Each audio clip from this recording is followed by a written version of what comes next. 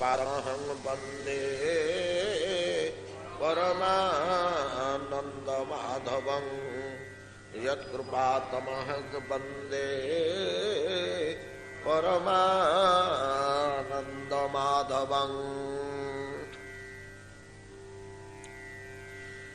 विरचिता भयं वृष्णिधुर्जते चरणमीयुषं संश्रुतेर्भयात्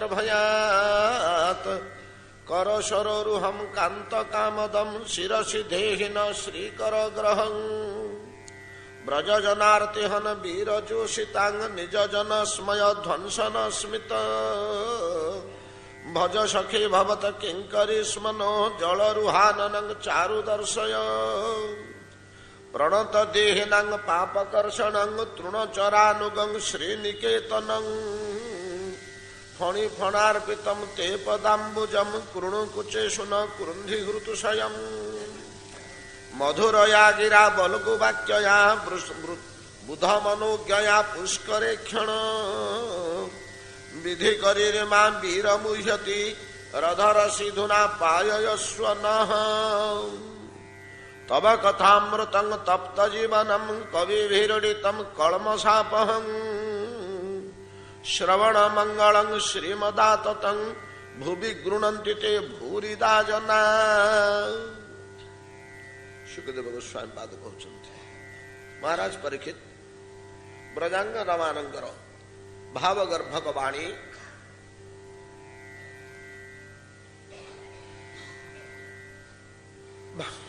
भगवान कथामृत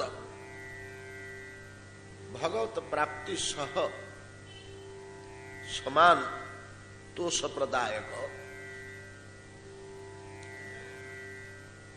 क्रमे आमे आलोचना करिछे। प्रियजनर वाणी कथा प्रियजन तुल्य प्रीति प्रदायक।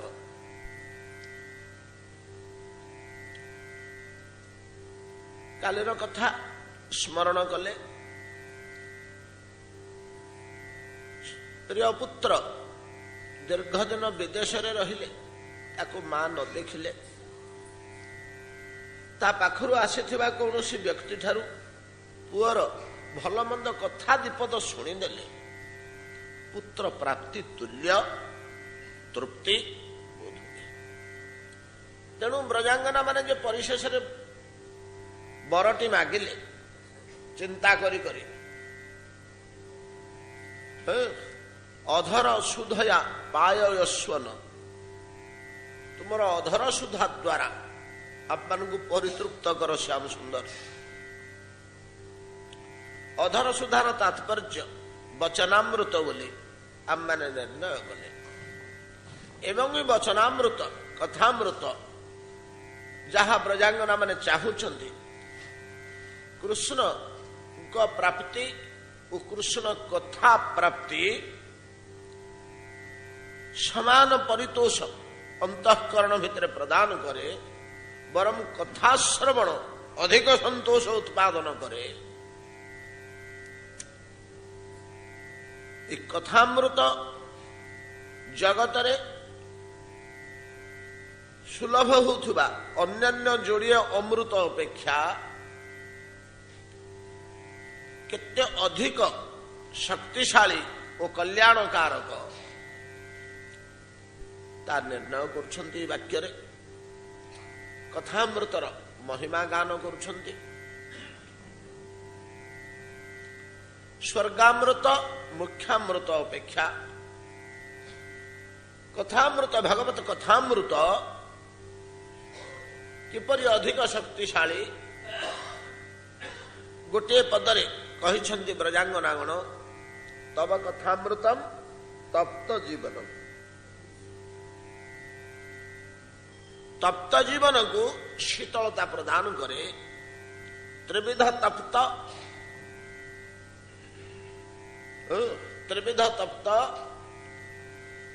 कफ पित्त वात द्वारा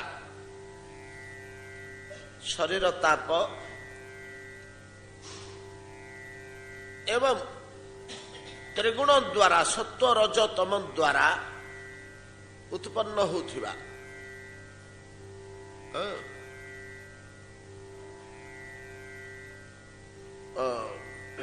ସଂସାର ତାପ ମୁଖ୍ୟାମୃତ ଦୂର କରେ। ସ୍ୱର୍ଗାମୃତ ଶରୀର ତାପ ଦୂର କରେ।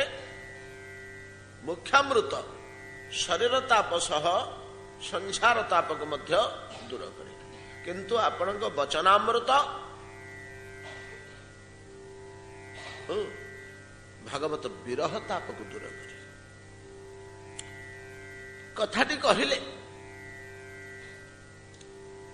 ଆମେମାନେ ସମସ୍ତେ ଜାଣୁ ଅବା ନ ଜାଣୁ, ଜ୍ଞାତ ସାରରେ ହଉ କି ଅଜ୍ଞାତ ସାରରେ ହଉ, ଭାଗବତ ବିରହ ଭୋଗ କରୁଛେ।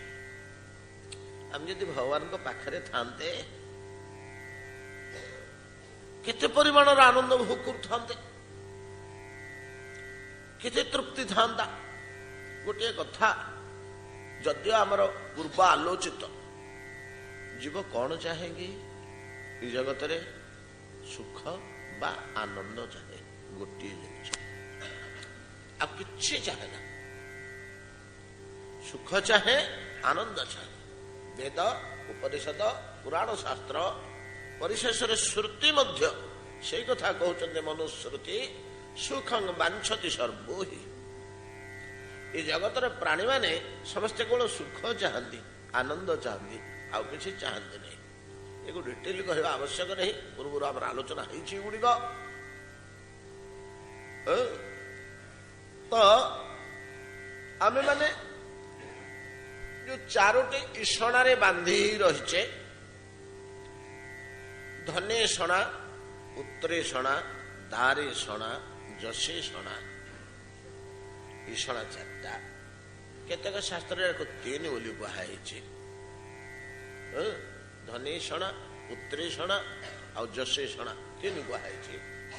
ଗୋସାଇଁଜୀ ମଧ୍ୟ ରାମଚରିତମାନସରେ ତିନି ବୋଲି କହିଛନ୍ତି। ଫୁଟି, ତୁଟି, ତ୍ରିବିଧି ଈଶନା ଗାଳି। ମୁଁ କହିଲା ବେଳେ ଏଟାକୁ ଚାରି ବିଧି ବୋଲି କହିଦିଏ, କିନ୍ତୁ ପ୍ରକୃତରେ ପୃଥ୍ୱୀରେ ଅଛି ତ୍ରିବିଧି। ଛୁଟି, ତୁଟି ନାହିଁ, ଛୁଟି, ତ୍ରିବିଧି ଈଶନା ଗାଢି, ଏକ ବାସନା ପୁର ଅତି ବାଢି ବୋଲି ଗୋଟେ ଚଉପାଇ ଦେଇଛନ୍ତି। ତ୍ରିବିଧ ଈଶଣା। ଏ ଯୋଉ ଈଶଣା ଅର୍ଥାତ ଅନିର୍ବାର୍ଯ୍ୟ, ଈଶଣା ଶବ୍ଦର ଅର୍ଥ ଅନିର୍ବାର୍ଯ୍ୟ। ଯେଉଁ କାମନାକୁ ଆମେ ବାରଣ କରିପାରିବା ନାହିଁ, ପରିହାର କରିପାରିବା ନାହିଁ, ସବୁ ଜୀବମାନଙ୍କ ଉପରେ ଅନିର୍ବାର୍ଯ୍ୟ ରହିଛି, ଅଲବତ ଆମକୁ ତା ଭିତରେ ଘାଣ୍ଟି ହେବାକୁ ପଡିବ। କଣ ସେ ଈଶଣା? ଈଶଣା ଏକାନ୍ତ ପ୍ରୟୋଜନ, ନିଶ୍ଚିତ ଭାବରେ ମୋର ଦରକାର, ସେଟାକୁ ଆମେ ଏଡେଇ ଦେଇ ପାରିବାନି। ଧନେଷଣା, ଧନ ଦରକାର। ଉତ୍ତରେଷଣା, ପୁତ୍ର ଦରକାର। ଦାରେଷଣା, ପତ୍ନୀ ଦରକାର। ଯଶେଷଣା, ମୋର ଆତ୍ମସମ୍ମାନ ଦରକାର।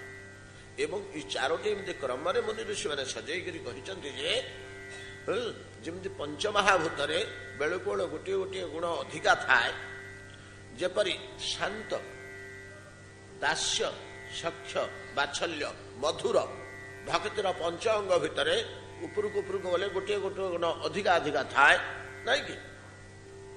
ପଞ୍ଚମହାଭୂତରେ ଗୋଟେ ଗୋଟେ ଗୁଣ ଅଧିକା ନାଇଁ କି? ଆକାଶ କେବଳ ଶବ୍ଦ, ଆକାଶ ପରେ ବାୟୁ ଶବ୍ଦ ଆଉ ସ୍ପର୍ଶ, ବାୟୁ ପରେ ଅଗ୍ନି ଶବ୍ଦ ସ୍ପର୍ଶ ରୂପ, ଅଗ୍ନି ପରେ ଜଳ ଶବ୍ଦ ସ୍ପର୍ଶ ରୂପ ରସ ସ୍ୱାଦ ରହୁଛି। ତାପରେ ପୃଥିବୀ ଶବ୍ଦ ସ୍ପର୍ଶ ରୂପ ରସ ଗନ୍ଧ, ପାଞ୍ଚଟା ଗୋଟିଏ ଗୋଟିଏ ଅଧିକା ଅଧିକା ରହିଲା ଭଳିଆ ଏ ଯୋଉ ଇଏ ଉପରକୁ ଉପରକୁ ଉପରକୁ ଅଧିକ ଶକ୍ତିଶାଳୀ। ଧନେଷଣା, ଧନ ଆମର ଏକାନ୍ତ ପ୍ରୟୋଜନ, କିନ୍ତୁ ଯଦି ପୁତ୍ରର ପ୍ରୟୋଜନ ପଡିଗଲା, ଛାଡ ଧନକୁ, ପୁତ୍ରକୁ ରକ୍ଷା କର। ଅର୍ଥାତ ପୁତ୍ରେଷଣା ଧନେଷଣାଠୁ ଅଧିକ ବଳବାନ। ଯାଉ ସବୁ ଧନ ସମ୍ପତ୍ତି, ପୁଅଟି ରହିଯାଉ। ଯଦି ପୁଅଟି ଚାଲି ଯାଉଛି, ପୁଅଟି ନଷ୍ଟ ହେଇଯାଉଛି, ଧନ ସମ୍ପତ୍ତି ପ୍ରଚୁର ଆମ ପାଖରେ ଅଛି, ଆମେ ଧନକୁ ଫୋପାଡ଼ି ଦେବା, ପୁତ୍ରକୁ ରକ୍ଷା କରିବା। ପୁତ୍ରେଷଣା ଅପେକ୍ଷା ଦାରେଷଣା ଆଉ ଟିକେ ଅଧିକ ତୀବ୍ରତର। ଯଦି ଦାରା ପତ୍ନୀ ଚାଲି ଯାଉଛନ୍ତି, ତାହେଲେ ପୁତ୍ରଟିକୁ ଛାଡ଼ି ଦେଇକରି ପତ୍ନୀକୁ ରକ୍ଷା କରିବା। ଆମେ ଆଲୋଚନା କରିଛେ ଗୁଡାକ ବହୁ ପୂର୍ବେ। ପରିଶେଷରେ ହଉଛି ଯଶେଷଣ। ଏଇଟା ସମସ୍ତଙ୍କ ପାଇଁ ବଡ ଅପରିହାର୍ଯ୍ୟ। ଧନ ଯାଉ, ପୁତ୍ର ଯାଉ, ଏପରିକି ପତ୍ନୀ ଯାଉ, ମୋର ସମ୍ମାନ ରହୁ, ଆତ୍ମସମ୍ମାନ ରହୁ। ପ୍ରାକ୍ଟିକାଲ କ୍ଷେତ୍ରରେ ଆମେ ପତ୍ନୀକି ପରିତ୍ୟାଗ କରୁଛେ, ପୁତ୍ରକୁ ପରିତ୍ୟାଗ କରୁଛେ, ଧନକୁ ପରିତ୍ୟାଗ କରୁଛେ, ଏପରିକି ଦେହ ପର୍ଯ୍ୟନ୍ତ ପରିତ୍ୟାଗ କରିଦଉଛେ। এই ପ୍ରକାର ଯୋଉ ଈଷଣା, ଏ ଈଷଣା ଭିତରେ ସବୁତକ କର୍ମ ଆମର ପଳଉଛି। ଯାବତୀୟ କର୍ମ ଆମେ ସକାଳୁ ସେଜରୁ ଉଠିଲାଠୁ ପୁଣି ସେଜକୁ ଗଲା ପର୍ଯ୍ୟନ୍ତ ଛୋଟ ବଡ ଯେତେ କର୍ମ କରୁଛୁ ସବୁଗୁଡାକ ଏଇ ଚାରିଟା ଈଷଣାର ଅନ୍ତର୍ଗତ, ଚାରିଟା ଈଷଣାର ଅନ୍ତର୍ଗତ। ଆଉ ଗୋଟିଏ ବାଟରେ ସମସ୍ତ କର୍ମ ସମୂହକୁ ମଧ୍ୟ ଆମର ଦାର୍ଶନିକ ମାନେ କହିଲେ ଆହାର, ନିଦ୍ରା, ଭୟ, ମୈଥୁନ। এই ଚାରିଟା ଭିତରେ ମଧ୍ୟ ଆମର ଯାବତୀୟ ଆମେ ସକାଳୁ ଉଠି ସନ୍ଧ୍ୟା ପର୍ଯ୍ୟନ୍ତ ଯାହା ଯାହା କର୍ମ କରୁଛୁ ଛୋଟ ବଡ, ଏକେ ଆହାର ପାଇଁ କରୁଥିବୁ, ନହେଲେ ନିଦ୍ରା ପାଇଁ କରୁଥିବୁ, ନହେଲେ ମୈଥୁନ ପାଇଁ କରୁଥିବୁ, ନହେଲେ ଭୟରୁ ସୁରକ୍ଷା ପାଇଁ କରୁଥିବୁ। ଆଉ ଚତୁର୍ଥ କର୍ମ ନାହିଁ, ଆଉ ଚତୁର୍ଥ କର୍ମ ନାହିଁ, ପଞ୍ଚମ କର୍ମ ନାହିଁ। ଆହାର, ନିଦ୍ରା, ଭୟ, ମୈଥୁନଞ୍ଚ ଇତ୍ୟାଦି ଯେ କର୍ମ ଗୁଡିକ ଆମେ କରୁଛୁ, କଣ ପାଇଁ କରୁଛୁ? ସୁଖ ପାଇବୁ, ଆନନ୍ଦ ପାଇବୁ। ଯୋଉଥିରୁ ସୁଖ ମିଳିବ ବୋଲି ଆଶା କରୁଛୁ ସେଇ କର୍ମ ଗୁଡିକ କରୁଛୁ। ଯୋଉ ପଦାର୍ଥ ସୁଖ ଦବ, ଆନନ୍ଦ ଦବ ବୋଲି ଆମର ଅନୁମାନ ହଉଛି ସେଉଠିକି ସଂଗ୍ରହ କରୁଛୁ। ଯିଏ ଦୁଃଖ ଦବ ବୋଲିକିରି ଆମେ ଅନୁଭବ କରୁଛୁ ତାକୁ ଦୂରେଇ ଦଉଛୁ। ଯେମିତି ଏଇ ବନ୍ଧୁଟି ମତେ ସୁଖ ପ୍ରଦାନ କରିବେ ତାଙ୍କୁ ଆପଣାର କଲୁ, ଏଇ ପଦାର୍ଥଟି ମତେ ସୁଖ ପ୍ରଦାନ କରିବ ତାକୁ ଆପଣାର କଲୁ। ଏଇ ପଦାର୍ଥଟା ମତେ ଦୁଃଖ ଦବରେ ଭବିଷ୍ୟତକୁ ଛାଡ଼ ଶୀଘ୍ର, ତାର ଭବିଷ୍ୟତ ଭଲ ନାହିଁ। ସେ ସମ୍ପତ୍ତି ହଉ, ପଦାର୍ଥ ହଉ, କି ବ୍ୟକ୍ତି ହଉ, କି ବନ୍ଧୁ, କି ଲୋକ, ଏ ମତେ ଭବିଷ୍ୟତକୁ ଅସୁବିଧା କରିବ, ଯାହାକୁ ଆଜିଠୁ ତାକୁ ଦୂରେଇ ଦେଇଥାଉ। ଅତଏବ ଇତ୍ୟାଦିରୁ ପ୍ରମାଣ କରୁଛନ୍ତି ତ ଆମର ମୁନି ଋଷି ମାନେ ଯେ ଜୀବ ଗୋଟିଏ ଜିନିଷ ଚାହୁଁଛି, କେବଳ ସୁଖ ଓ ଆନନ୍ଦ ଚାହୁଁଛି। ସୁଖ ଆଉ ଆନନ୍ଦ ବ୍ୟତିରେକ ଆଉ ଦ୍ୱିତୀୟ ପଦାର୍ଥ ତାର କିଛି ହିଁ ଦରକାର ନାହିଁ। ସୁଖ ଓ ଆନନ୍ଦ ପାଇଁ ବୋଲିକିରି ସେ ସବୁ ବସ୍ତୁ ସଂଗ୍ରହ କରୁଛି। ଯାବତୀୟ ଆମେ ପାଖରେ ନିଜର କରି ରଖିଛେ, ଘର ଦ୍ୱାର, ଜମି ବାଡି, ଗାଡି ଘୋଡା, ଭଲ ମନ୍ଦ, ପୁଅ ଝିଅ, ଚାକର ବାକର, କି ନହେଲେ ଲୁଗା ପଟାଠୁ ଆରମ୍ଭ କରି ଆୟ ଅଳଙ୍କାର ପର୍ଯ୍ୟନ୍ତ କେବଳ ସୁଖଦାୟୀ ମୂଲ୍ୟବାନ ହୀରା ଅଳଙ୍କାରଟେ ଯଦି ଆମେ ଶୁଣିଗଲୁ କି ଜାଣିଗଲୁ ଉତ୍ତମ ରୂପେ, ଏ ହୀରା ଆପଣ ମାନେ ଜାଣନ୍ତି, ହୀରା ଅଳଙ୍କାର ପିନ୍ଧିଲେ ଯଦି ହୀରା ଟିକେ ଭଲ ହୀରା, ଖାଲି ହୀରା ପାଣି ଦିଆ ହେଇନି, ଟିକେ ହୀରା ଟିକେ ଭଲ ଅଛି, ସେମିତି ଗୋଟିଏ ପ୍ରକାର ଚର୍ମ ରୋଗ ବା ଘା ସୃଷ୍ଟି କରେ ଯେ ସେ ଘା ଭଲ ହୁଏ ନା। ଜାଣିଛନ୍ତି କି ନାଇଁ? ହୀରାଟା ବିଷ ନୁହଁ କି? ଆପଣ ମାନେ ନାଟକ ସବୁ ସଂସ୍କୃତ ନାଟକ ମାନେ ଶୁଣିଥିବେ, ନ ପଢିଥିଲେ ମଧ୍ୟ ହୀରାର ମୁଦ୍ରିକା ଚୁମ୍ବନ କରି ପ୍ରାଣ ତ୍ୟାଗ କରନ୍ତି ବିଷ ଖାଇଲା ଭଳିଆ। ହୀରାର ମୁଦ୍ରିକି ଚୁମ୍ବନ କଲେ ସାଙ୍ଗେ ସାଙ୍ଗେ ପ୍ରାଣ ଯିବ। ଯଦି ଜାଣି ପକେଇଲା ସେ କୋଟିଏ ଟଙ୍କାର ହୀରା ଅଳଙ୍କାର ହେଲେ ଯାଉଛି ପିନ୍ଧିବ? ଏଇଟା ଗୋଟେ ମୂଲ୍ୟବାନ, କାହିଁକି? ଆରେ ଏଡେ ମୂଲ୍ୟବାନ ଜିନିଷ ଘରେ ସାଇତିକରି ଥୋଇଛୁ, ପିନ୍ଧୁନୁ ଟିକେ, ଦାଣ୍ଡକୁ ବାହାରୁନୁ, ଦେହ ମୁଣ୍ଡ ଘା ହେଇଯିବ। ସେ ଘା ଆଉ ଭଲ ହବନି, ବୁଧରେ ପଚି ସଢିକିରି ପ୍ରାଣ ବଳେଇବ, ଦୁଃଖଦାୟୀ। ତେଣୁ ଯେଡେ ମୂଲ୍ୟବାନ ଜିନିଷ ହେଲେ ମଧ୍ୟ ଆନନ୍ଦ ଦଉନି ବୋଲି ଆମେ ତାକୁ ଦୂରେଇ ଦଉଛୁ। ଅତଏବ ଆମେ ବସ୍ତୁ ଚାହୁଁନା, ଆନନ୍ଦ ଚାହୁଁଛୁ। ଏ କଥାଟି ବେଦ ପ୍ରଥମରେ ମୂଳରୁ କହିଲେ। ଏ ମନ୍ତ୍ର ଆପଣ ମାନେ କେତେ ଥର ନ ବାହାରେ ପୁତ୍ରସ୍ୟ କାମାୟ ପୁତ୍ରಂ ପ୍ରିୟଂ ଭବତି, ଆତ୍ମନସ୍ତୁ କାମାୟ ପୁତ୍ରಂ ପ୍ରିୟଂ ଭବତି, ନ ବାହାରେ ସର୍ବସ୍ୟ କାମାୟ ସର୍ବଂ ପ୍ରିୟଂ ଭବତି, ଆତ୍ମନସ୍ତୁ କାମାୟ ସର୍ବଂ ପ୍ରିୟଂ ଭବତି। ଆତ୍ମାନନ୍ଦ ପାଇଁ ବୋଲିକିରି ପୁତ୍ର ପ୍ରୟୋଜନ, ଆନନ୍ଦ ଦେବା ପାଇଁ ବୋଲି ଧନ ପ୍ରୟୋଜନ। ନ ବାହାରେ ଦ୍ରବିଣ, ଦ୍ରବିଣ କହିଲେ ଧନ ସମ୍ପତ୍ତି। ବେଦରେ ଶାସ୍ତ୍ର ମାନଙ୍କରେ ଦ୍ରବିଣ କହିଲେ ଧନ ସମ୍ପତ୍ତିକୁ ଦ୍ରବିଣ ବୋଲି କୁହାଯାଏ। ନ ବାହାରେ ଦ୍ରବିଣସ୍ୟ କାମାୟ ଦ୍ରବିଣଂ ପ୍ରିୟଂ ଭବତି। ଧନ ପାଇଁ ବୋଲି ଧନ ଭଲ ଲାଗେ ନା, ଲୋକେ ସଂଗ୍ରହ କରନ୍ତିନି। ଆନନ୍ଦ ଦଉ ବୋଲି ଧନ ସଂଗ୍ରହ କରନ୍ତି। କେତେ ବାଟରେ ଆମେ କଥା ବଡ ସୁନ୍ଦର ଭାବରେ ଆମେ ବର୍ଣ୍ଣନା କରି ପୂର୍ବରୁ କେତେଥର ଆଲୋଚନା କରିଛେ।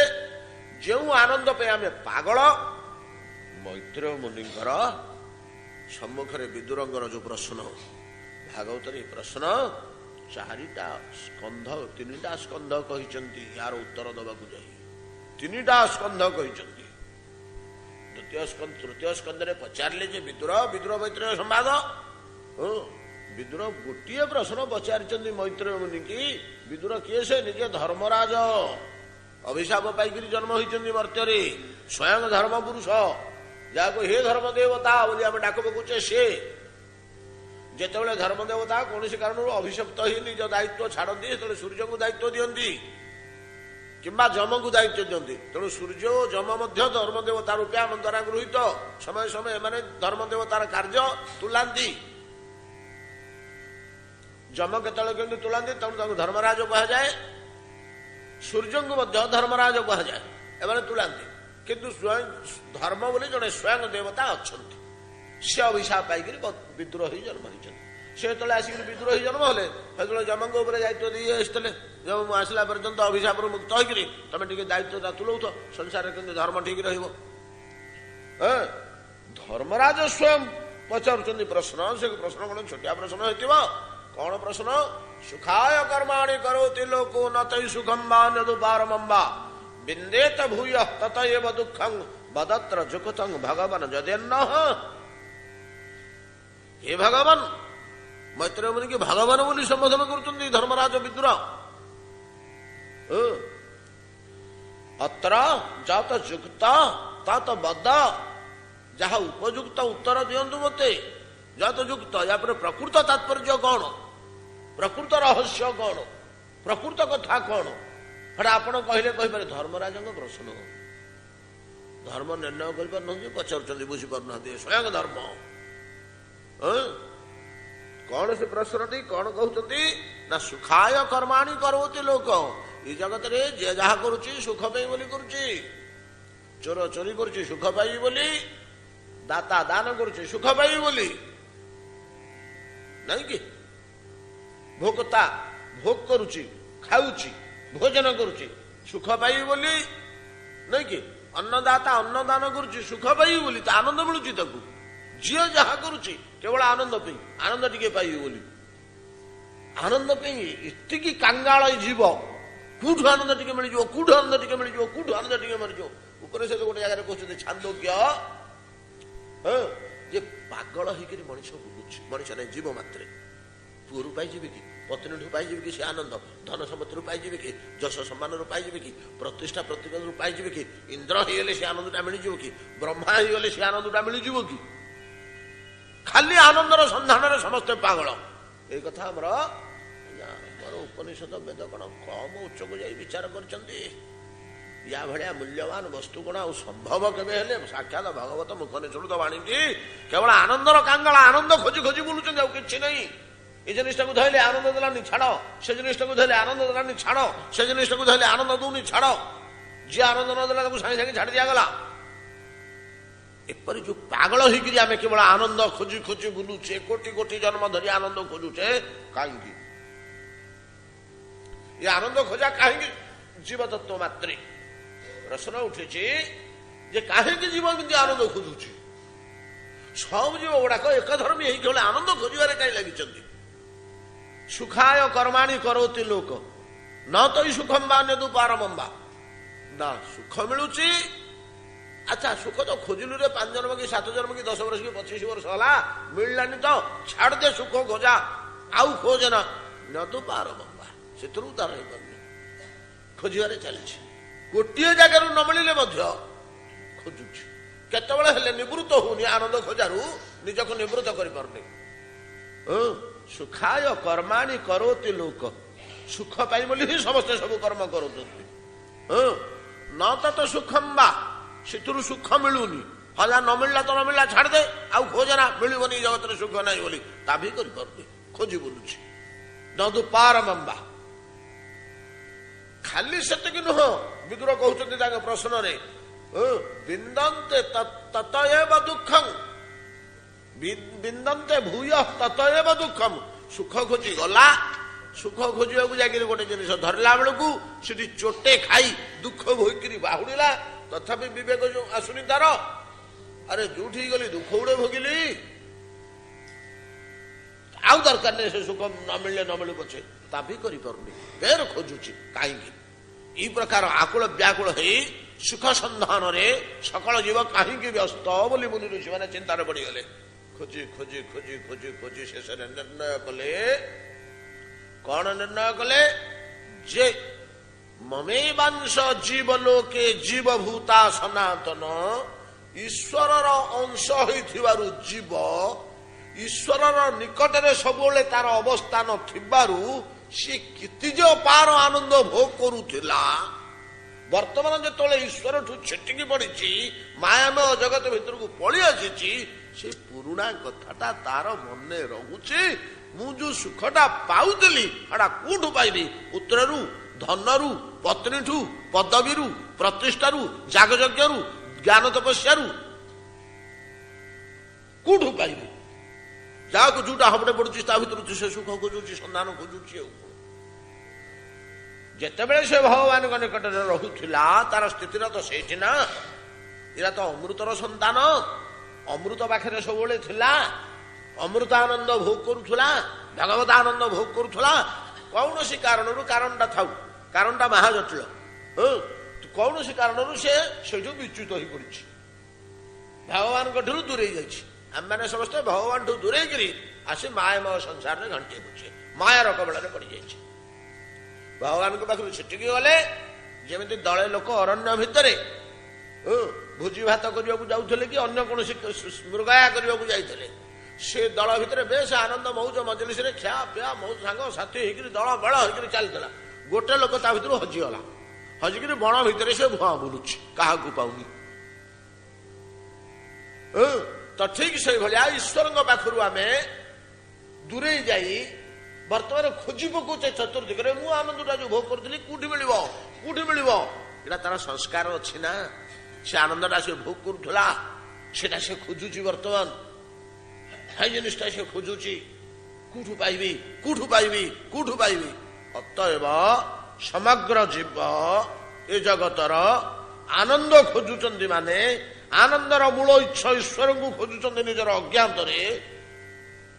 ବିଭିନ୍ନ ବସ୍ତୁ ଭିତରେ ସେ ଈଶ୍ୱର ଆନନ୍ଦ ପାଇଯିବେ କି, ଏଇଟା ଅଜ୍ଞାତରେ ଖୋଜା ହଉଛି। ଜୀବ ଗୋସ୍ୱାମୀ ପାଦ ଏଟାକୁ କରୁଛନ୍ତି ତାଙ୍କ ଦର୍ଶନରେ। ପରମ ଦାର୍ଶନିକ ଜୀବ ଗୋସ୍ୱାମୀ ଚୈତନ୍ୟ ମହାପ୍ରଭୁଙ୍କର ଯୋଉ ଷଡ଼ ଗୋସ୍ୱାମୀ, ତା ଭିତରେ ସବୁଠୁ କମ ବୟସ୍କ ଯେ ଜୀବ ଗୋସ୍ୱାମୀ, ଯାହା ଲେଖନୀ ଦାନ୍ତ ଭଙ୍ଗା, ଯାହା ଜ୍ଞାନର ସୀମା ନାହିଁ, ବୟସରେ ପିଲା ହେଲେ ମଧ୍ୟ ଅନ୍ୟ 5 ଗୋସ୍ୱାମୀଠୁ ବୟସରେ ବହୁତ ଛୋଟ। ଜୀବ ଗୋସ୍ୱାମୀଙ୍କ ଲେଖନୀ ବଡ ଟାଣ, ତାଙ୍କ ଦର୍ଶନ ରହସ୍ୟ ଅତି ଗଭୀର। ସେ ନିର୍ଣ୍ଣୟ କରୁଛନ୍ତି ଏ ମନୁଷ୍ୟ ଗୁଡାକ ସବୁ ଆନନ୍ଦ ଖୋଜୁଛନ୍ତି, ମାନେ ଈଶ୍ୱର ଖୋଜୁଛନ୍ତି, କୋଉଠୁ ପାଇବି ବୋଲି ଖୋଜୁଛନ୍ତି, କିନ୍ତୁ ଅଜ୍ଞାନ ତ। ଈଶ୍ୱର ସମ୍ବନ୍ଧରେ ତାଙ୍କର କିଛି ଜ୍ଞାନ ନାହିଁ, ଖାଲି ଆନନ୍ଦ ଭୋଗର ସଂସ୍କାରଟା ରହିଛି, ସ୍ମୃତିଟା ରହୁଛି ଅଜ୍ଞାତରେ, କୋଉଠୁ ପାଇଯିବି ବୋଲି ଖୋଜୁଛନ୍ତି। ତେବେ ଆମେ ସମସ୍ତେ କୃଷ୍ଣ ବିରହରେ ପଡିନେ କି? ଭଗବତ ବିରହରେ ଆମେ ପଡିନେ? ଏତେ କଥା ଆମେ ଆଲୋଚନା କଲେ କଣ ପାଇଁକି? ଖାଲି ବ୍ରଜାଙ୍ଗନା ମାନେ ଭଗବତ ବିରହ ଦଗ୍ଧା ନୁହନ୍ତି, ଆମେ ମାନେ ମଧ୍ୟ ସମସ୍ତେ ଭଗବତ ବିରହରେ ଜଳୁଛେ, ଦଗ୍ଧୀଭୂତ ହଉଛେ। କାହିଁକି ନା ଆମେ ଆନନ୍ଦ ଖୋଜୁଛୁ। ଆନନ୍ଦ କହିଲେ କଣ? ସେ ପଦାର୍ଥଟା ପରା କେବଳ ଆନନ୍ଦ ସ୍ୱରୂପ, ଭଗବତ ସ୍ୱରୂପଟା ଆନନ୍ଦ ସ୍ୱରୂପଟି। ସେଠି ଆମେ ଥିଲୁ, ଆନନ୍ଦ ଭୋଗ କରୁଥିଲୁ, ସେ ଅଭାବଟା ବୋଧ ହଉଛି ବର୍ତ୍ତମାନ। ଆମ ପାଖରେ ଯୋଉ ଯୋଉ ଜିନିଷ ଅଛି ସେଗୁଡାକୁ ଖୋଜି ପକଉଛୁ। ଆଉ କଣ ଏଥିରୁ ମିଳିଯିବ କି, ଏଥିରୁ ମିଳିଯିବ କି, ଏଥିରୁ ମିଳିଯିବ କି? ଆଉ ଅତଏବ ଏଇ ଯୋଉ କୃଷ୍ଣ ବିରହ ଜ୍ୱାଳାରେ ଜଳୁଛେ ଆମେ, ଆମ ଅଜ୍ଞାତରେ ଅଜାଣତରେ ଆମେ ଖୋଜୁଛେ, ଏଟା ଜାଣିପାରୁନେ। ଏତିକି ଜ୍ଞାନ ଆମର ନାହିଁ। ଜ୍ଞାନ ନହେଲେ କଣ ହବ? ଆମକୁ ଅନ୍ତଃକରଣ ଭିତର ସଂସ୍କାର, ପୂର୍ବ ଭୋଗ କରିଥିବା, ଆନନ୍ଦ ଭୋଗ କରିଥିବା ସଂସ୍କାର, ସେ ଯୋଉ ପ୍ରେରଣା ଭିତରୁ ଦଉଛି, ଆମେ ଖୋଜୁଛୁ ସବୁଥିରୁ କୁଦୁର ଆନନ୍ଦ ପାଇବୁ ବୋଲି। ଆଉ ଆନନ୍ଦ କହିଲେ ତ କେବଳ ଈଶ୍ୱର। ଆଉ କଣ? ଆମେ କେତେଥର ଆଲୋଚନା କରିଛେ, ଯୁକ୍ତି ଦ୍ୱାରା ପ୍ରମାଣ ମଧ୍ୟ କରିଛେ, ଏଇ ଜଗତରେ ଯୋଉ ଟିକକ ଆନନ୍ଦ ମଧ୍ୟ ଆମକୁ ମିଳୁଛି, ସେଟା କୋଉଠିକା ଆନନ୍ଦ? ସେଟା ସେଇଠୁ ଆସୁଥିବା ଆନନ୍ଦ। ଏଠି ଯୋଉ ଏତିକି ଟିକେ ଆମେ ଆଲୋକ ପାଉଛେ, ସେଟା ସୂର୍ଯ୍ୟଠୁ ଆସୁଥିବା ଆଲୋକ। ଘର ଭିତରେ ଏତିକି ଟିକେ ଚକଚକ ହେଇକି ଧରା ପଡିଛି, ଛାତ ଚାଳରେ କୋଉଠି କଣା ଟିକେ ଅଛି, ସେଟା ସୂର୍ଯ୍ୟଠୁ ଆସୁଥିବା ଆନନ୍ଦ। ଆଉ ଗୋଟିଏ ଦିଗରେ ଆମେ ଯଦି ଆଲୋଚନା କରିବା, ଏଇ ଇଲେକ୍ଟ୍ରିକ ଆଲୋକଠୁ ଆରମ୍ଭ କରି କେରୋସିନର ଆଲୋକ, କୋଇଲାର ଆଲୋକ, ସବୁଗୁଡାକ ପ୍ରକାରାନ୍ତରେ ସୂର୍ଯ୍ୟର ଆଲୋକ। ସୂର୍ଯ୍ୟ ଶକ୍ତି ଗୁଡାକରେ ଷ୍ଟୋର ହେଇକି ରହିଛି, ସୂର୍ଯ୍ୟର ଶକ୍ତି ଗୁଡାକରେ ଷ୍ଟୋର ହେଇକି ରହିଛି ଅନ୍ୟ ରୂପରେ, ସେଟାକୁ ଆମେ ବ୍ୟବହାର କରୁଛୁ। ତେଣୁ ଯୋଉଠି ଯୋଉ ଆଲୋକ ପାଇଲେ ମଧ୍ୟ ଯେମିତି ସେ ସୂର୍ଯ୍ୟଠୁ ପ୍ରକାରାନ୍ତରେ ଆସିଛି, ସେମିତି ଯୋଉଠି ଯୋଉ ଆନନ୍ଦ ଆମେ ପାଇଲେ ମଧ୍ୟ ପୁତ୍ର ଠାରୁ ପାଉ, ପତ୍ନୀ ଠାରୁ ପାଉ, ଧନରୁ ପାଉ, ସେଟା ଭଗବତ ଆନନ୍ଦଟା ହିଁ ଆନନ୍ଦ ମାତ୍ର ଭଗବତ ସ୍ୱରୂପ। ଅତଏବ ଆନନ୍ଦର ଅନ୍ୱେଷଣରେ ଆମେ ଅଛୁ, ମାନେ ଆନନ୍ଦର ବିରହରେ ଭଗବତ ବିରହରେ ଅଛୁ। ଏ ଯୋଉ ଭଗବତ ବିରହରେ ଥାଇ ସେ ବିରହ ତାପ ଆମେ ଭୋଗ କରୁଛୁ ଈଶ୍ୱରଙ୍କୁ। ଆମ ଅଜ୍ଞାତରେ ଈଶ୍ୱର ବୋଲି ସେଟା ଜାଣୁନୁ, ସୁଖ ବୋଲି ଜାଣୁଛୁ। ତା ନା ଆମ ଗାଁରେ ଆମେ ସୁଖ ବୋଲି ଦେଇଛୁ, ହାଟକୁ ଆମେ ବିଶ୍ଳେଷଣ କରିଥିଲେ ସେଟା ସୁଖ ନୁହଁରେ, ସେଇଟା ହିଁ ଭଗବତ ଈଶ୍ୱର। ଏହା ପ୍ରମାଣ ହେଇଯାଉଛି। ସେଟା କେମିତି ଆମେ ଦୂର ହବ? କେମିତି ଦୂର ହବ? ଯଦି କୃଷ୍ଣଙ୍କୁ ନ ପାଉଛ ତା କଥା ଟିକେ ଶୁଣିଦେଲେ ମଧ୍ୟ ଦୂର ହବ। ଅତଏବ ତବ କଥାମୃତ ସ୍ୱର୍ଗାମୃତ ଭଗବତ ବିରହ ଦୂର କରିପାରିବନି। ଯେ ସ୍ୱର୍ଗକୁ ଯାଉଛନ୍ତି ତାଙ୍କର ସୁଖ ପାଇବା ସେତିକିରେ ସରିଗଲା କି ଆଉ ଖୋଜୁନାହାନ୍ତି? ହଁ ଖୋଜୁଛନ୍ତି। ସ୍ୱର୍ଗକୁ ଗଲା ପରେ ମଧ୍ୟ ତାଙ୍କର ପରିତୃପ୍ତି ଆସୁନି, ଲୋଭ ହଉଛି ଆଉ କେମିତି ଉପରକୁ ଯିବି, ଆଉ କେମିତି ଖୋଜିବି।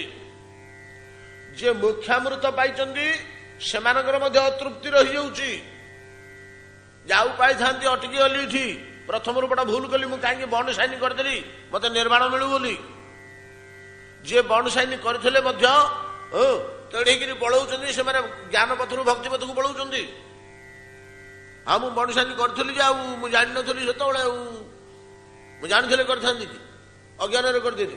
ତାପରେ ଗୋଟେ ଏଡେ ବଡ ଆନନ୍ଦ ଅଛି, ମୁଁ ଯିବି ନା ସିଆଡେ, ମୋର ନିର୍ବାଣ ଦରକାର ନାହିଁ। ସ୍ୱର୍ଗାମୃତ ମୋକ୍ଷାମୃତ ଆମର ତିନିଟାକ ତାପ, ସଂସାର ତାପ ଆଉ ଶରୀର ତାପ, ୟାକୁ ସିନା ଦୂର କରିବେ।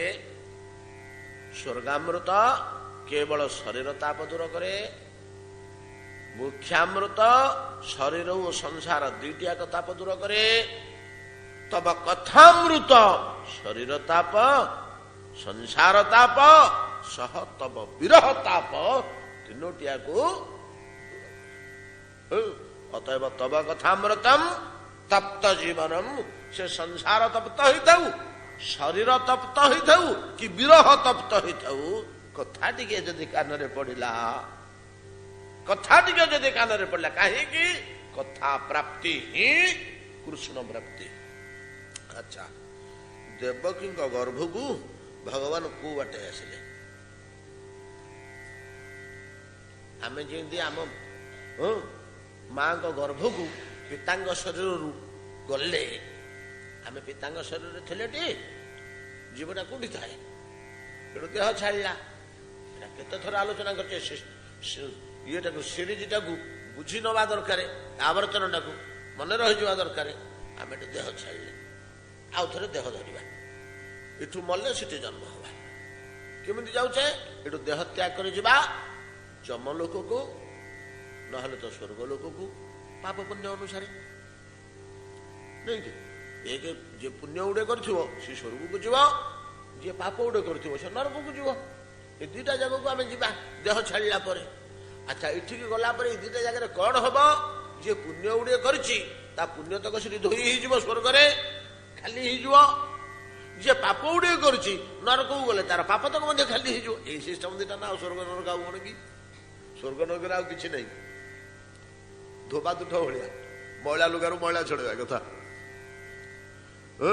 ଦାର୍ଶନିକ ମାନଙ୍କ ମତରେ ଦିଟା ଯାକ ମଇଳା, ପାପଟା ଯେମିତି ମଇଳା, ପୁଣ୍ୟଟା ମଧ୍ୟ ମଇଳା, କୋଟିଙ୍ଗ ବସି ହେଇଛି ଦେହରେ। ପାପ ଉଡିଆ କରିଥିଲେ ସେ ଗୋଟେ ଜାଗାରେ ସଫା ହବ, ପୁଣ୍ୟ ଗୁଡେ କରିଥିଲେ ସେ ଗୋଟେ ଜାଗାରେ ସଫା ହବ। ପୁଣ୍ୟ ଗୁଡାକ ଯୋଉ ତୁଠରେ ସଫା ହବ ସେଟାକୁ ସ୍ୱର୍ଗ କହନ୍ତି, ପାପ ଗୁଡାକ ଯୋଉ ତୁଠରେ ସଫା ହବ ସେଟାକୁ ନରକ କହନ୍ତି। ଏଇ ଦୃଷ୍ଟିରୁ ବିଚାର କଲେ ସ୍ୱର୍ଗ ନରକ ଭିତରେ କିଛି ପ୍ରଭେଦ ନାହିଁ। ଏଣୁ ଏକାଦଶ ସ୍କନ୍ଧରେ ଅବଧୂତ କଲେ, ଆହେ ଯଦୁ ରାଜା ସ୍ୱର୍ଗ ନରକ ବେନିବାଣୀ, ଏହା ମୁଁ ଏକ ଧର୍ମେ ଜାଣି। ଆମକୁ ଠିକ ଉଲ୍ଟା ଦୁଶୁଛି। ନରକକୁ ନ ଯାଇକିରି ସ୍ୱର୍ଗକୁ ଗଲେ ହୋ, ଅମୁକ ଲୋକ ନରକକୁ ପଳେଇଲା, ଅମୁକ ଲୋକ ସ୍ୱର୍ଗକୁ ଗଲା, ଠିକ ଓଲଟା ଆମକୁ ଦୁଶୁଛି। ପରସ୍ପର ବିରୋଧୀ ଭଳିଆ ଅବଧୂତ କହୁଛି, ନାଇଁ ରେ ଦିଟାଙ୍କ ଗୋଟେ ଜାଗା, ଏକା ଧର୍ମୀ। ଏଠି ମଧ୍ୟ ସଫା ହେଇକିରି ଆସିବ, ସେଠି ସଫା ହେଇକିରି ଆସିବ। ଏଠି ମଇଳା ସଫା ହବ, ସେଠି କଳା ମଇଳା ସଫା ହବ, ସେଠି ଧଳା ମଇଳା ସଫା ହବ। दुईटा आगे सफा हम जाओ आम एठू देह त्याग कर गले किए स्वर्ग को गला आम भितर किए नरक गला दुई जन से सफा हो गले यार पुण्य गुड़ाक देहरु छाड़गला तार पाप गुड़िक देहरु छाड़गला क्षण जब से शुद्ध हो सागे सागे सूर्यमंडल को पड़े सीधा सूर्यमंडल को जीव सूर्यमंडल गोटे रश्मि रूपे जीव सूर्यमंडल आमर द्वादश प्रकार रश्मिर संधान पाई मुनि ऋषि माने द्वादश भास्कर बोली ना देते भास्कर भा प्रतिभा तेज 12 प्रकार तेज रश्मि ता भितर केते गुड़िए तेज संबंध में आमर साइंटिस्ट माने जानिले वर्तमान 4टा पर्यंत रश्मिर संधान मैंने पाइले आ सूर्य उपर तो आम गवेषणा नाई बेसी आम तो पेट पुरुनी पेट उपर गवेषणा करू करू तो आम पलैला आ सूर्य उपर कौन गवेषणा करेंगे साइंटिस्ट मैंने जाऊ 3-4टा पर्यंत रश्मिर संधान पाइले को रश्मिटा फुल मानक रंग बोलुची सूर्य किरण सब फुल को फुटेला गोटे नेलिया है गोटे नालिया है गोटे हलदिया फुल है आउ गोटे फुल जे आज्ञा तार देहरे नाली नेली हलदिया विचित्र रंग 5-7 प्रकार अच्छी कि आश्चर्य कथा उठू आसला से रंग किए रंजित गला सूर्य गले उपनिषद कहुई जोटा को आम लिखिं काव्य राधानाथ राय गोटे काव्य लिखिं पद छाड़ इे छाड़ सब मन पड़ जाऊँ कथा गुड़ाक तो माने तुली आंकिला भाया जहांकर किरण ए विश्व को रंगरे रंजित करुच्ची चित्रकर जमी तुली आंके चित्रटीए ये नीलवर्ण देला से हलदिया वर्ण देला से नाली वर्ण देला से सबुज वर्ण देला सेमती पत्र गुड़ी सबुज फुल गुड़ी को नाली कढ़ी गुड़ी को कषाय वृंत टी हलदिया केशर टी कुंकुम वर्ण किए से रंग करुच्ची सूर्यंकर गोटे किरण अच्छा आमको बचाऊँ किए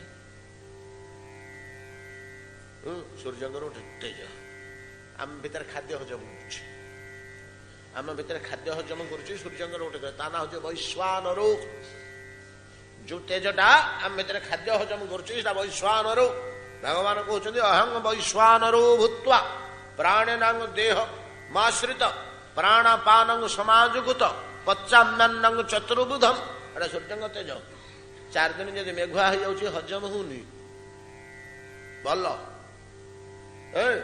वेदांत दर्शन 556 सूत्र गोटे सूत्र हूँ वैश्वानरु साधारण शब्द विशेषात वैश्वानर शब्द रे साधारण शब्द केवल नुह कि एनर्जी अच्छी भितर जाऊ बहुत कथा कहुई सिमतिका ये 12टा रश्मि वन ए टाइप ऑफ रश्मि गोटे प्राक्टिकुलर रश्मि अच्छी जोटा हूँ जीव रश्मि चेतन रश्मि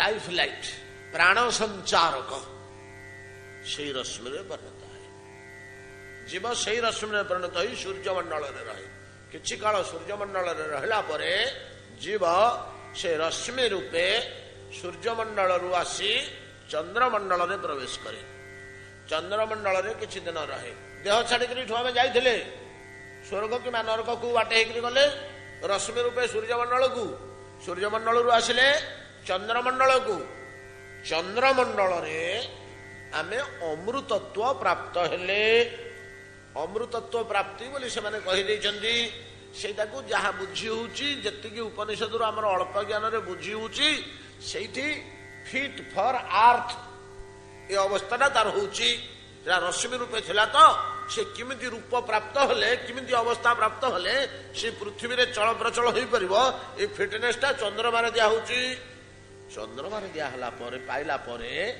चंद्र रो जो शिशिर पडुनी काकर रात रे काकर पडुनी आपण माने विश्वास करिवे ताको निहार बोली गोटे जिनस ता भितरे अछि निहार निहारटा चंद्र रु खसे चंद्र रु निहार देह रे पत्र उपर सब फेण फेण होकर लगी नथे शीत दिन मानक अनेक समय सकाल सकाल पत्र गुड़ाक ओदा ओदा होकर फेण फेण थाए निहार कहते धान फान गछ गुड़ाक सब काकर पड़े ओदा हो जाए निहार कहते चंद्रमा रूप से चंद्रमारू निहार रूपे पृथ्वी की आसे ପୃଥିବୀ ହେଇକରି ଜୀବ ମୁଁ ଏଠୁ ଦେହ ଛାଡ଼ିକିରି ଯାଇଛି।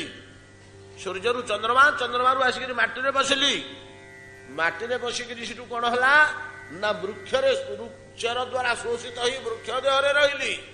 ବୃକ୍ଷରୁ ଫଳ ଫୁଲ ପତ୍ର ଇତ୍ୟାଦି ରୂପରେ ରହି ଖାଦ୍ୟ ରୂପେ ପିତୃ ଶରୀରକୁ ଗଲି। ପିତୃ ଶରୀର ମାତୃ ଶରୀର ଗଲି। କିଏ ହେଲା ଜନ୍ମ ମୃତ୍ୟୁ ଚକ୍ର, ଜୀବନ ପୁନର୍ଜନ୍ମ ଚକ୍ର। ଏଇଟା ମା ପେଟକୁ ଗଲା ପରେ ତ ମା ପେଟରେ ସେଠୁ ତା ଦେହରେ ତ ହାତ ଗୋଡ଼ ଆଖି ନାକ କଳିଲା, 10 ମାସ ଲାଗିଲା ଆଉ ଶରୀରଟା ତିଆର ହବା ପାଇଁ ଜନ୍ମ ହେଇଗଲା। ଆଉ କ'ଣ ଏଇ ଯୋଉ ଚକ୍ର, ଭଗବାନ ଏଇ ଚକ୍ରରେ ପଡ଼ିବେ। ଭଗବାନ ଏଇ ଚକ୍ରରେ ଆସନ୍ତି। ଯେତେବେଳେ ରାମକୃଷ୍ଣ ହେଇକିରି ଅବତୀର୍ଣ୍ଣ ହେଲେ, ଏବେ ମା ଚାହିଁନାହାନ୍ତି ଖମ୍ବ ଭିତରୁ ବାହାରିଲେ ନୃସିଂହ। ମତ୍ସ୍ୟକୁ ପୁରା କିଏ ଜନ୍ମ କରିନାହାନ୍ତି, କଚ୍ଛପକୁ ମଧ୍ୟ କିଏ ଜନ୍ମ କରିନାହାନ୍ତି, ବରାହକୁ କିଏ ଜନ୍ମ କରିନାହାନ୍ତି। ବରାହ କୋଉଠୁ ବାହାରିଲେ? ବ୍ରହ୍ମା ବସିକିରି ବେଦ ପଢୁଥିଲେ, 4 ପୁଅ ପାଖରେ ବସି ଶୁଣୁଥିଲେ, ବେଦ ପଢଉଥିଲେ। ଏମିତି ସିଜନଟା ଚେଞ୍ଜ ହଉଥିଲା। ବଡ ସର୍ଦ୍ଦି ଧରିଥିଲା ବ୍ରହ୍ମାଙ୍କୁ, ନାକ ବଡ ଗଲ ଗଲ ହେଲା, କଷିକି ଗୋଟେ ଛିଙ୍ଗିଦେଲେ କେମିତି ନାକରୁ ଗୋଟେ ବୁଢୀ ଭଳିଆ କ'ଣ ପଡିଗଲା ତଳେ। କୋଉଟେ ପଡିଲାରେ ଦେଖ ବୋଇଲା ବେଳକୁ ଶୁଖିଲା ସିଙ୍ଘାଣି ମେଞ୍ଚେ ପଡିଗଲା କି ବୋଲି ଦେଖିଲା ବେଳକୁ ନାଇଁ ସେ ମୁଢିଟା ଡେଉଁଛି। ସେ ମୁଢିଟା କ'ଣ ଡେଉଁଛି? ବୋଲୁ ବୋଲୁ ମୁଢିଟା ଗିଲ ଭଳିଆ ହେଇଗଲା, ବାଟି ଗୁଆ ଭଳିଆ ହେଇଗଲା, ଚାଉ ଚାଉ କଇଠ ଭଳିଆ ହେଇଗଲା, ଚାଉ ଚାଉ ଫୁଟବଲ ଭଳିଆ ହେଇଗଲା। ଦେଖୁ ଏମିତି ପର୍ବତ ଆକାର ହେଇଗଲା। ଶ୍ଵେତ ବରାହ ମୂର୍ତ୍ତି। ସେ ଶ୍ଵେତ ବରାହ ଯେତେବେଳେ ପଙ୍କରେ ଗଡିକିରି ସମୁଦ୍ରରେ ଖୋଳିକିରି ମୁଥା ଫୁତା ଜିଆ କେଞ୍ଚୁଆ ଖାଇଲା କହିଲେ ଅପରାଧ ହବ। ବରାହ ହଉ ପଛେ। ଚତୁର୍ଶନ ହେତେବେଳକୁ ପିଲା ପିତାଙ୍କ ପାଖରେ ତ ବ୍ରହ୍ମାଙ୍କ ପାଖରେ ପାଠ ପଢୁଛନ୍ତି। ଆଉ କ'ଣ ସିଏ ଚାହିଁଲେ ତାଙ୍କୁ ଗୋଟେ ଖୁସି ଲାଗିଲା, ଏମିତି ଗୋଟେ ଚେଞ୍ଜ ହେଇ ବ୍ରହ୍ମ ତାଜୁ ହେଇକିରି ଯାଇଥିଲା। କ'ଣ କି ଅବସ୍ଥା ଇଏ? ଓହୋ ଗୋବିନ୍ଦର ଲୀଳା ଅପାର। ସେ ବୁଢା ଲୋକ ବୋଲି ସିନା ଜାଣିଲେ, ପିଲା ଗୁଡା କ'ଣ ଜାଣୁଛନ୍ତି? ତାଙ୍କୁ ଗୋଟେ ଖୁସି ଲାଗୁଛି। ଗୋଟେ ଏଡେ ଗୋଟେ ଯନ୍ତ୍ର ଏମିତି ଡେଉଁଛି, ଉତ୍ପାତ ହଉଛି, ଗଡୁଛି କାଦୁଅରେ ପଙ୍କରେ, ଶବ୍ଦ କରୁଛି, ଏଡେ ଦାନ୍ତ ବାହାରିଛି, ଭୂମିକି ଖୋଳି ପକଉଛି। ଏମିତି ଅବସ୍ଥା ଯେତେବେଳେ ଦେଖିଲେ, ସେଇଠୁ ମନେ ମନେ 4 ଭାଇଙ୍କ କଥା ହେଲେ। ବୋଇଲେ କୁଆଡୁ ଜଙ୍ଗଲ ଭିତରୁ ପଳେଇ ଆସିଲା ବଡ ବାରାଟେ। କେଡେ ବଡ ବରାହ ହେଇଛି, ପର୍ବତାକାର ଦେଖାଯାଉଛି। ବରାହଟା କ'ଣ? ଚତୁଃସନନ୍ତ ଏଟା ବରାହଟା ଏତେ ବଡ କେମିତି ହେଲା? ଏମିତି କେଡେ ଜଙ୍ଗଲ ଅଛି ଯେ ଏଡେ ବାରହା ସବୁ ଅଛନ୍ତି ବଣ ଭିତରେ। ଏଟା ପ୍ରକୃତରେ ବାରହା ନା ଆଉ କ'ଣ? ଠିକ ଏ ପ୍ରକାର ସଂସାରରେ ଯେତେବେଳେ ପଡିଛନ୍ତି, ସେ ବରାହ ପଙ୍କ କାଦୁଅରେ ଗୋଡି ହେଇକି ତ ତା ଦେହରେ ବୋଳି ହେଇକି ଥିଲା ନା ପଙ୍କ ସମୁଦ୍ରର। ସେ ଉଠିକିରି ଏମିତି ତାର ସଟା ଏମିତି ଝାଡି ହେଲା, ଯେମିତି ସବୁ କୁକୁର ଫୁକୁରଟା ଝାଡି ହୁଅନ୍ତିନି, ତାଙ୍କ ଦେହରୁ ଧୂଳି ମଳିଆ ଛିଟିକିରି ପଡେ। ଯେତେବେଳେ ଝାଡି ହେଲା, ତା ଦେହରୁ ପଙ୍କ ଛିଟା ଯାଇକିରି ଚତୁଃସନଙ୍କ ଉପରେ ପଡିଗଲା। ଯେମିତି ସେ ପଙ୍କ ଛିଟା ପଡିଗଲା, ଜ୍ଞାନ ଉଦୟ ହେଇଗଲା। ଆଉ ଆଜ୍ଞା ପ୍ରସାଦ ତ ଆଉ ତା ଦେହରୁ ଛାଡିକିରି ଯାହା ଆସିବ। ପଙ୍କ ଆସିଲେ ମଧ୍ୟ ସେ ସୁଗନ୍ଧ ଚନ୍ଦନ ଯେମିତି ସେ ପଙ୍କ ବିନ୍ଦୁ ଦେହରେ ପଡିଗଲା ଚତୁଃସନଙ୍କର, ଆସିଗଲା ଦିବ୍ୟ ଜ୍ଞାନ, ଭାଗବତ ଜ୍ଞାନ। ପ୍ରସାଦର କେମିତି ପ୍ରଭାବ ଅଛି ଦେଖନ୍ତୁ। ପଙ୍କ ଟିକେ ହଉ ସେଠୁ ଆରମ୍ଭ କରିଛନ୍ତି ସ୍ତୁତି। ଚତୁଃସନ ଛିଡା ହେଇକିରି ହାତ ଯୋଡିକିରି ସମୁଦ୍ର କୂଳରେ ସ୍ତୁତି ସ୍ତବ କରୁଛନ୍ତି। ଶ୍ଵେତ ବରାହର ଉତ୍ପତ୍ତି ଇଏ ହେଲା ବରାହଙ୍କ ଜନ୍ମ। କିନ୍ତୁ ପରଶୁରାମଙ୍କ ଠାରୁ ନୃସିଂହଙ୍କ ପରେ ପରେ ମାତୃକୁକ୍ଷୀକି ଆଶ୍ରୟ କରି ଭଗବାନ ଆତ୍ମପ୍ରକାଶ କଲେ। ସେ ପର୍ଯ୍ୟନ୍ତ କରିନାହାନ୍ତି। ମାତୃକୁକ୍ଷୀକି ଯୋଉ ଆଶ୍ରୟ କରି ମାତୃଗର୍ଭକୁ ଆତ୍ମପ୍ରକାଶ କଲେ, ସେତେବେଳେ କି ଭଗବାନଙ୍କର ଆମ ଭଳିଆ ଜନ୍ମ ହବ? ଆମେ ଯୋଉ ଚକ୍ରରେ ଆସିଲେ ନାଇଁ, ଆମ ଭଳିଆ ଜନ୍ମ କ'ଣ ହବ ଆଜ୍ଞା? ମହା ମନୀଷୀ ଗୁଡାକ ତ ଗୋଟେ ହଉଛି ଦିବ୍ୟ ଜନ୍ମ, ଗୋଟେ ହଉଛି ଅଦିବ୍ୟ ଜନ୍ମ। ଦିବ୍ୟ ଜନ୍ମ ଅଦିବ୍ୟ ଜନ୍ମ ଦିଟା ମାକୁ ଆଶ୍ରୟ କରିବ। ଏ ଦିବ୍ୟ ଅଦିବ୍ୟଠୁ ଆଉ ଗୋଟେ ସୁପରିୟର ଜନ୍ମ ଅଛି।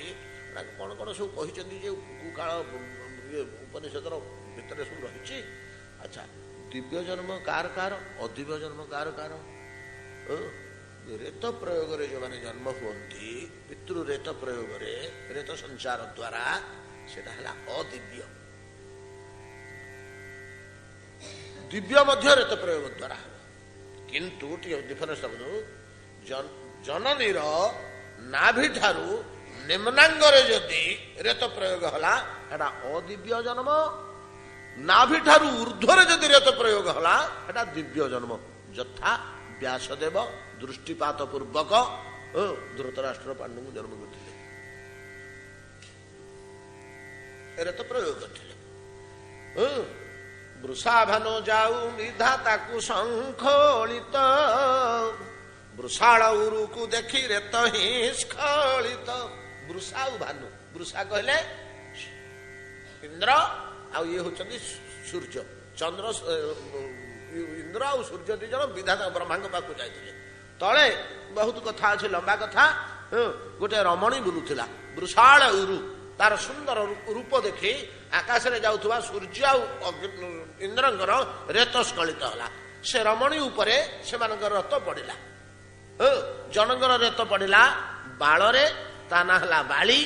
ଜଣଙ୍କର ରେତ ପଡିଲା ଗ୍ରୀବାରେ, ତା ନାଁ ହେଲା ସୁଗ୍ରୀବ। ବୁଝିପାରିଲେ ନା? ଏମିତି ବହୁ ପ୍ରମାଣ ଆମେ ଖୋଜିବା ମୁନି ଋଷି ଗୁଡାକ ଦିବ୍ୟ ଜନ୍ମ ଅଦିବ୍ୟ ଜନ୍ମ। କିନ୍ତୁ ୟାଠୁ ଉର୍ଦ୍ଧ୍ୱରେ ଏଇଭଳିଆ ଜନ୍ମ କେତେକ ମହାତ୍ମା ମହାପୁରୁଷଙ୍କର, ଆଉ ଉର୍ଦ୍ଧ୍ୱକୁ ଋଷିମୁନି ମାନଙ୍କର ଜନ୍ମ ଅଛି। ଚତୁର୍ସନ କୋଉଠୁ ଜନ୍ମ ହେଇଛନ୍ତି? ମା ତ ଦରକାର ହେଇନି। ମା ଦରକାର ହେଇଛି କି? ମା ଦରକାର ହେଇଛି କି? ମା ଦରକାର ହେଇନି।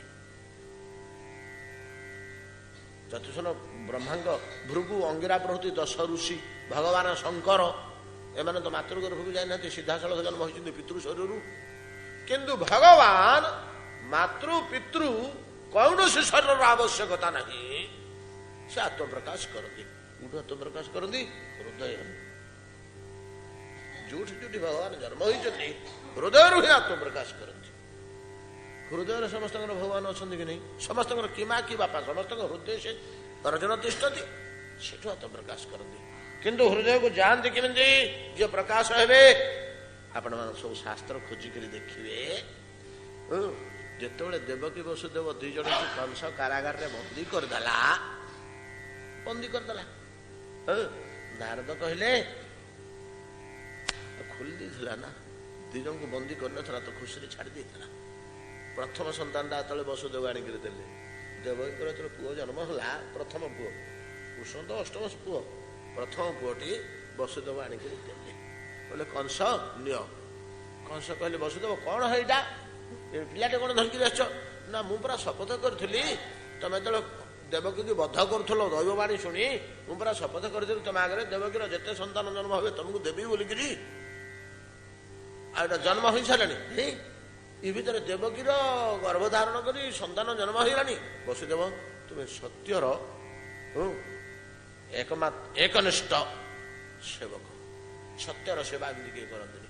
ମୁଁ ଭୁଲିଗଲିଣି, ତମେ ଆଣିକିରି ଦଉଛ ଶିଶୁଟିକି, ମୁଁ ପରମ ସନ୍ତୋଷ ନେଇଛ ତମ ସ୍ୱାମୀ। ଯେମିତି ନେଇକିରି ପଳେଇଲେ ବସୁଦେବ ଖୁସିରେ, ଯେ କଂସ ଫେରେଇଦେଲା ପିଲାଟିକି ବୋଲି, ସାଙ୍ଗେ ସାଙ୍ଗେ ଭୁସ୍ କିରି ଆଜ୍ଞା କୋଉଠି ଥିଲେ ତ ସେ ସାତରୁ ଗଳି ପଡ଼ିଲେ ନାରଦ। ହଇରେ କଂସ, ହଇରେ କଂସ, କେଡ଼େ କଥା କଲୁ, କେଡ଼େ କଥା କଲୁ। ନା ଆଜ୍ଞା, ନା ତୋ ପାଇଁ ବୋଲି ଦିନ ରାତି ମୁଁ ମରୁଛି, କେମିତି ତୋର ଭଲରେ କଲ୍ୟାଣରେ ରହିବୁ, ତୋର ସବୁ ପ୍ରକାର ଭଲ ହଉ ବୋଲି ତୁ ବୁଦ୍ଧୁଟା କିଛି ଜାଣିଲୁନି, ସବୁବେଳେ ଏମିତି ଗୋଳମାଳିଆ କାମ କରୁ। ଛାଡ଼ି କଣ ଦେଲୁ ରେ ସେ ପିଲାଟାକୁ? ନା ଋଷି, ମୁଁ ଜାଣିଛି ଆପଣ ମୋର ପରମ କଲ୍ୟାଣକାରୀ, ଆପଣଙ୍କର କୃପାଶିଷ ସବୁବେଳେ ମୋ ପ୍ରତି ଅଛି, କିନ୍ତୁ ଆପଣ ଭୁଲିଗଲେ କି ମୋର ଶତ୍ରୁ ହଉଛି ଅଷ୍ଟମ ଗର୍ଭ, ଏଟା ପୁରା ପ୍ରଥମ ଗର୍ଭ। ମତେ ଅଷ୍ଟମ ପଞ୍ଚମ ଦେବେ, ଯାଉ ତାଙ୍କୁ କଣ ବୁଦ୍ଧି ବତେଇଲେ, ସେ କଂସ ଟାଣିକିରି ଅଧ ବାଟରୁ ଆଣିକିରି ଥରେ ପିଲାଟାକୁ କଚାଡ଼ି ମାରିଲା ନା। ଆଉ ସେଦିନଠୁ ବନ୍ଦୀ କଲା, ସେଦିନଠୁ ବନ୍ଦୀରେ ରହିଲେ। ବନ୍ଦୀ ଭିତରେ ଦେବକୀ ବସୁଦେବ କରିବେ କଣ ରେ? କିଛି ତ କାମ ନାହିଁ। ଆଉ ବନ୍ଦୀ ଭିତରେ ତ ବନ୍ଧା ହେଇକିରି ପଡିଛନ୍ତି, କଣ କଣ ଭଗବତ କଥାରେ ସମୟ କଟ। ଭଗବତ କଥା କହୁ କହୁ ଦିନେ କଥା ସହ ଭଗବାନ ବସୁଦେବଙ୍କ ଶରୀରରୁ ଯାଇ ଦୈବକୀଙ୍କ କର୍ଣ୍ଣ ଦେଇ ପ୍ରବେଶ କଲେ। ଭାଗବତର ପ୍ରମାଣ ଆମେ କେତେଥର ଏ ଶ୍ଲୋକଟାକୁ ମନେ ପକାଉନାହାନ୍ତି, ଘୋଷା ହେଇଯିବଣି।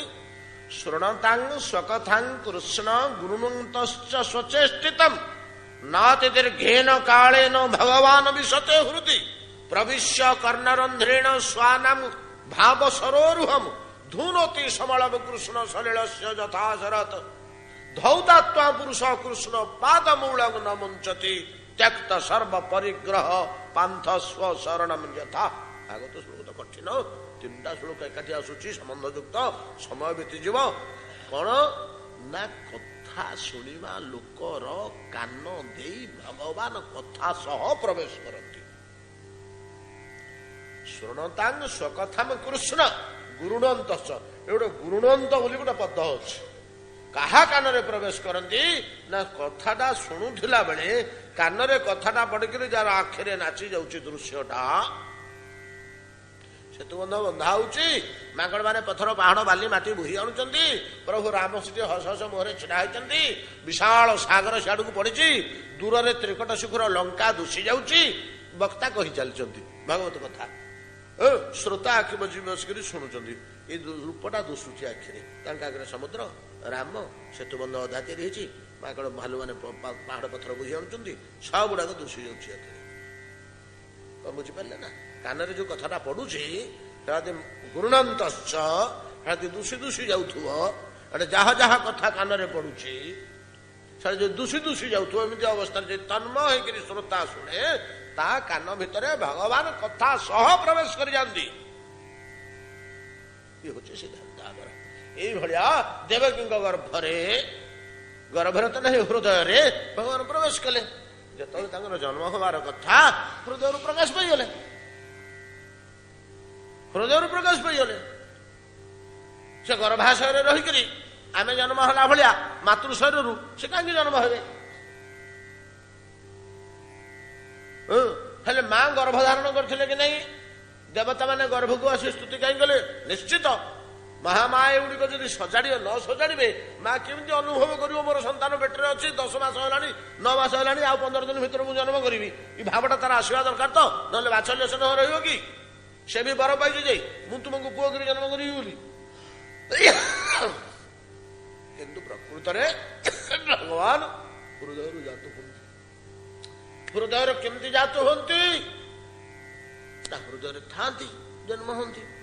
ଆମ ସମସ୍ତଙ୍କ ହୃଦୟରେ ତ ଅଛନ୍ତି ଅନ୍ତର୍ଜମୀ, ସେ ଅନ୍ତର୍ଜମୀ ଜାତ ହୁଅନ୍ତିନି, ସାକ୍ଷାତ ବୈକୁଣ୍ଠନାଥ ଜାତ ହୁଅନ୍ତି। ବୈକୁଣ୍ଠନାଥ କୋଉଠୁ ଆସିଲେ? କଥା ସାଥିରେ ଆସି ମାତୃ ହୃଦୟରେ ପ୍ରବେଶ କରିଥାନ୍ତି। ଅତଏବ କଥାମୃତର ମହତ୍ଵ, କଥାମୃତର ମୂଲ୍ୟ ବୁଝିଲେ କି? କଥା ପ୍ରାପ୍ତି ମାତ୍ରେ ଭାଗବତ ପ୍ରାପ୍ତି, କଥା ପ୍ରାପ୍ତି ମାତ୍ରେ ଭାଗବତ ପ୍ରାପ୍ତି। ଯଦି ଆମେ ପରିନିଷ୍ଠିତ ଭାବରେ ଗୁରୁଣନ୍ତଶ୍ଚ ଶବ୍ଦର ଯାହା ଅର୍ଥ ହେଲା ସେଇ ଭାବରେ ଭଗବତ କଥା ଶ୍ରବଣ କରିପାରିବା, ସେମିତିକା ଶ୍ରବଣ କରିବା ପାଇଁ ଆମର ଆବଶ୍ୟକ ନାହିଁ, ଶ୍ରୋତାର କୌଣସି ଯୋଗ୍ୟତା ଆବଶ୍ୟକ ନାହିଁ। ଆବଶ୍ୟକତା ହଉଛି ବକ୍ତାର ଯୋଗ୍ୟତା। ବକ୍ତା ଯଦି ସେଭଳିଆ ଆଚରଣଶୀଳ ହୋଇଥିବ, ଆଉ କଥା କହିପାରିବ, ତାହେଲେ ତନ୍ମୟ ହେଇକରି ଲୋକେ ଆପେ ଶୁଣିବେ।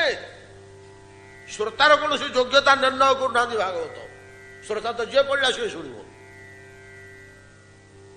କିନ୍ତୁ ସୁଖଦେବ ଗୋସ୍ୱାମୀ 88,000 ଋଷି କାହିଁକି କହିଲେନି? କିଏ ହେଲେ? ସୁଖଦେବ ଗୋସ୍ୱାମୀ କହିଲେ, ବକ୍ତା ଯଦି ଆଚରଣଶୀଳ, ହରିଭକ୍ତି ସମ୍ପନ୍ନ, ଆବେଗମୟ ଉକ୍ତି, ଭଗବାନଙ୍କ ଉପରେ ସମ୍ପୂର୍ଣ୍ଣ ନିଷ୍ଠା ଓ ବିଶ୍ୱାସ ଆଉ ପ୍ରୀତି ଓ ତନ୍ମୟ ଚିତ୍ତରେ ଯଦି ସେ ଭଗବତ କଥା କହନ୍ତି, ତାହେଲେ ଶ୍ରୋତା ମାନେ ବାଧ୍ୟତାମୂଳକ ତନ୍ମୟ ହେଇ ଯୋଡ଼ିବେ।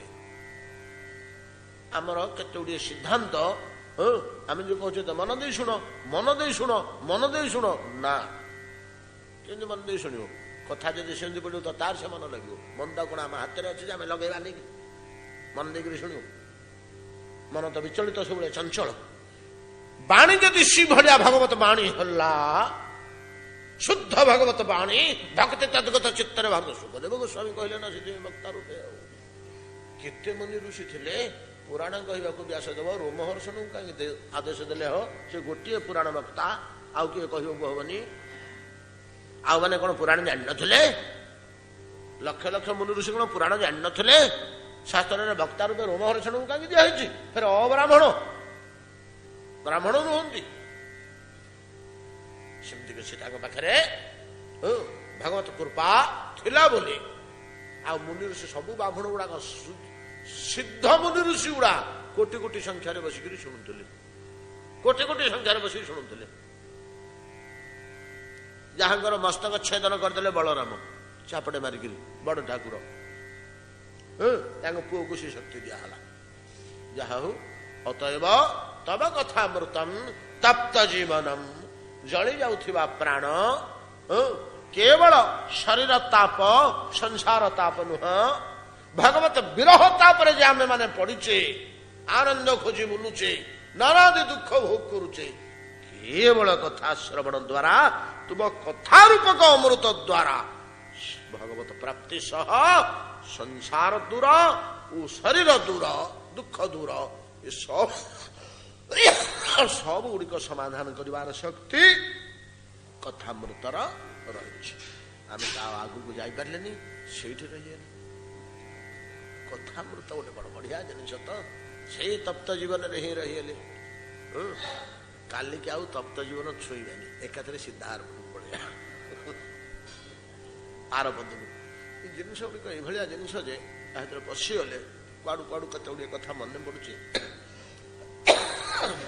एतिक आज भागवत विश्राम करूँ